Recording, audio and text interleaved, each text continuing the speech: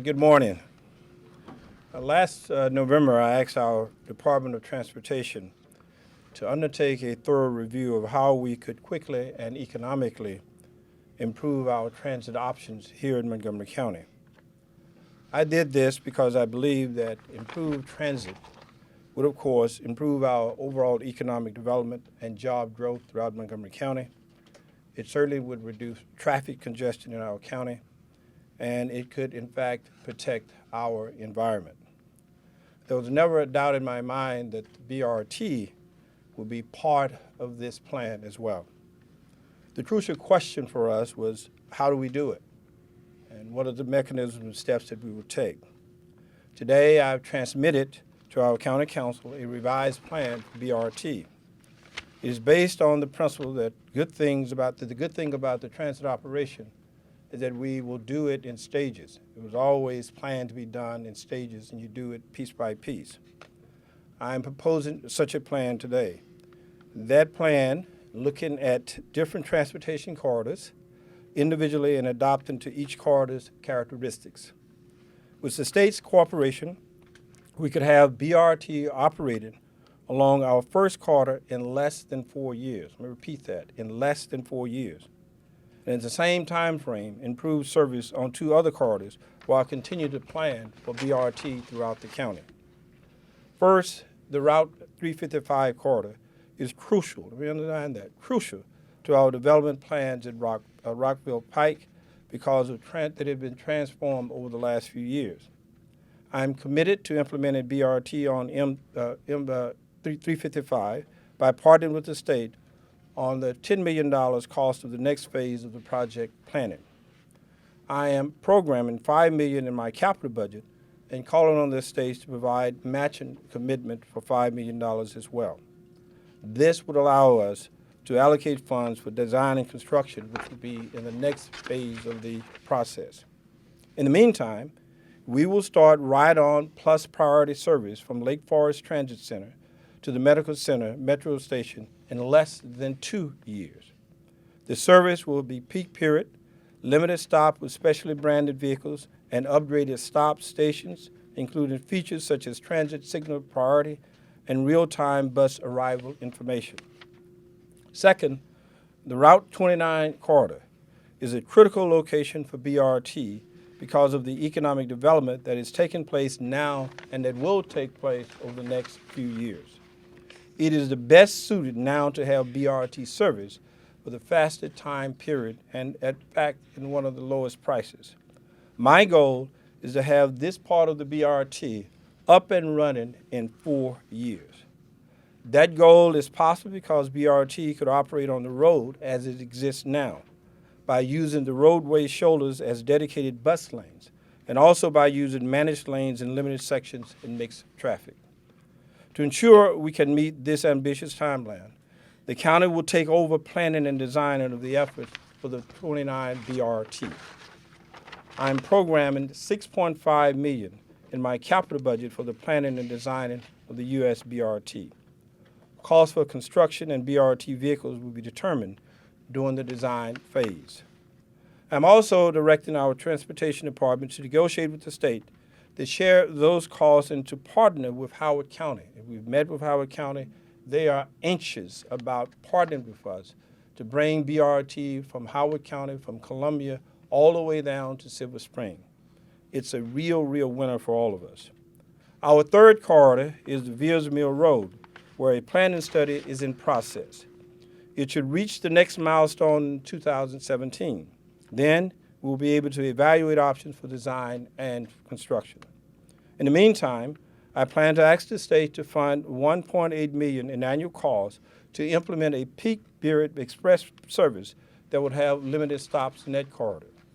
Finally, I continue to support our up-county corridor transitway. I fully support the state's plan to seek federal funding for the CCT. The project has reached the 30% design milestone, and the funding for our final design is included in the state's budget. Now, all of this is possible because of the cooperation that we've had with a number of people. We intend to work with our community to make sure that this is implemented in a way that I think is fair and equitable to our communities. We will do so in a way that I believe will be cost effective. We plan to do so with the cooperation of the state and in one case with Howard County. But this could not have been possible without the hard work of our Department of Transportation. I want to thank Roshdieh for his hard work. But I also want to go back a little bit further to thank one person who met with me years ago, who outlined a great deal of what we are doing today. He convinced me early in the process to put in $500,000 for the review of our transit operation, has been a staunch supporter of transit for a long time. And I'm going to call him to come to the stage say a few words, and then we'll hear from some of the other council members. Marc Elrich. Marc? Thank you. Thank you. I could not be happier than to be here today for this press conference. It's kind of amazing that we've arrived at this place, and I really want to give the executive and Roshdieh credit for designing a plan that looks at the corridors as individual creatures and is talking about treating them on the basis of the characteristics of the corridors, as opposed to going forward with a one-size-fits-all approach. This approach allows us, I think, to control costs in a way that are absolutely critical to making this project possible. I am a firm believer that given the development that this council and previous councils have laid out, it is absolutely unsustainable without the addition of transit. And I think in some of the key places in the county where people are looking forward to development, this will make it possible. In combination perhaps with some other policy issues regarding parking in some of our CBDs, we have the ability, I think, to actually address transit and traffic at the same time. And that's a big deal. And being able to do that in a budget that is going to be sustainable, that isn't, $2 and $3 and $5 billion that people have suggested, is more in the realm of what's realistic and possible for this county and for the state. I think this is a great moment. And I appreciate the continued cooperation from Howard County. I broached this idea with Ken Ullman when he was the county executive, and they actually initiated studies of the 29 corridor. And it's a good thing that Kittleman has continued that interest, and I'm also grateful for the state. It's continuing partnership in this, so I think it's a win-win for everybody. And like I said, I could not be happier than to be here for this conference today. Now hear from the head of our Transportation Committee and Council, Roger. Thank you. Ladies and gentlemen, this is a banner day for Montgomery County. Transit is absolutely at the core of what this county must have. Transit, we should aspire to have the finest transit system in the entire region. The governor announced this morning that the Purple Line is going to go forward, that he's announced that they've let the contract to the concessionaire. Combination of the Purple Line, BRT, Metro, the CCT, Priority Corridor Networks, working with WMATA.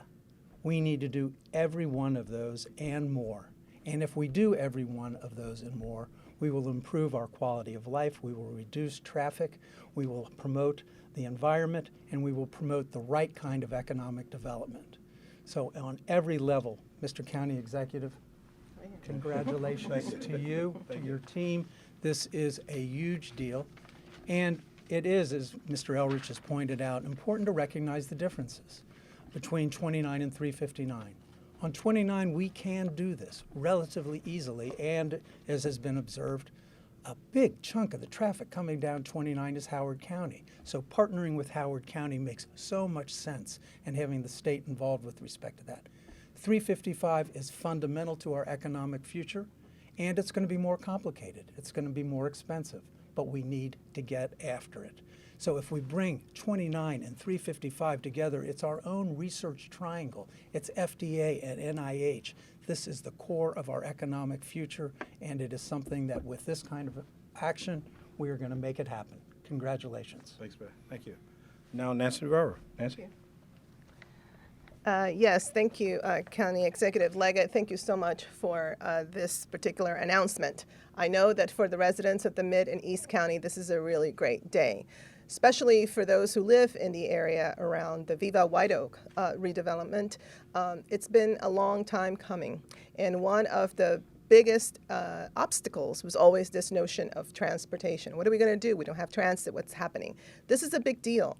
In some areas, it's about congestion. For this area of the county, it's about the possibility for jobs, the possibility for positive opportunities for young people, the possibility for finally having destination spots.